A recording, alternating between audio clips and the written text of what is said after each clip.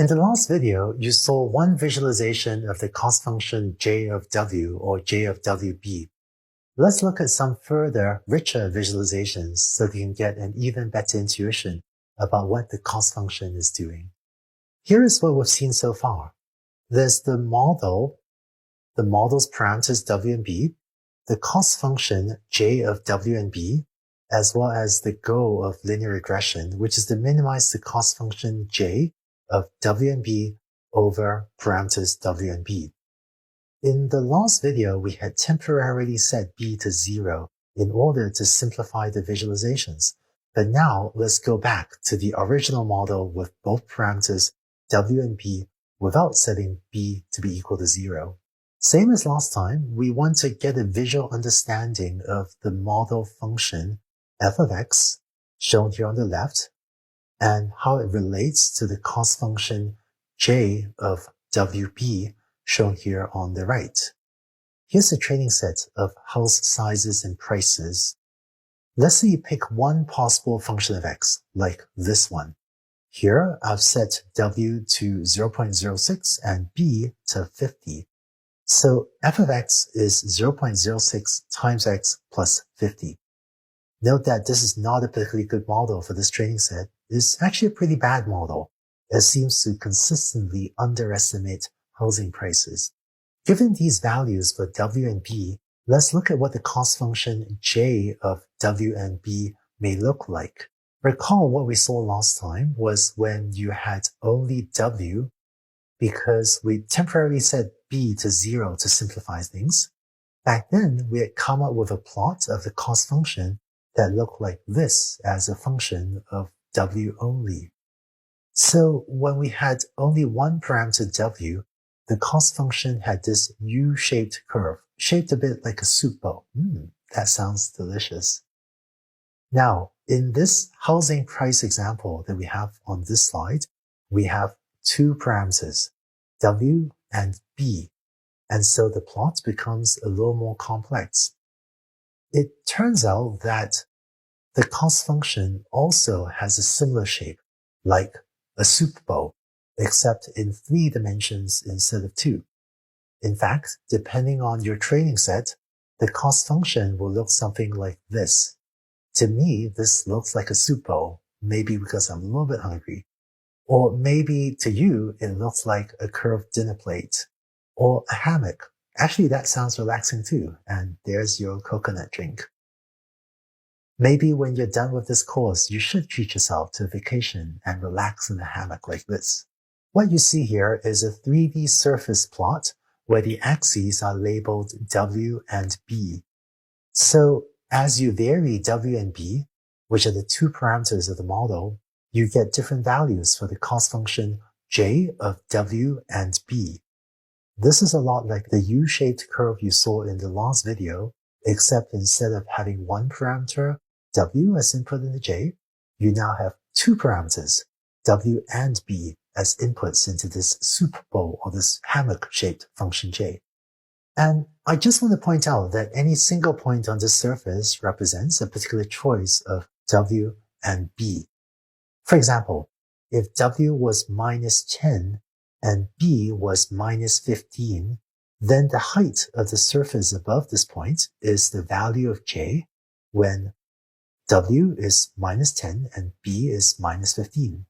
Now, in order to look even more closely at specific points, there's another way of plotting the cost function j that would be useful for visualization, which is rather than using these 3D surface plots, I'd like to take this exact same function j, so I'm not changing the function j at all, and plot it using something called a contour plot. And if you've ever seen a topographical map showing how high different mountains are, the contours in a topographical map are basically horizontal slices of the landscape of, say, a mountain. This image is of Mount Fuji in Japan. I still remember my family visiting Mount Fuji when I was a teenager. It's a beautiful sight. And if you fly directly above the mountain, that's what this contour map looks like. It shows all the points that are at the same height for different heights. At the bottom of this slide is a 3D surface plot of the cost function j.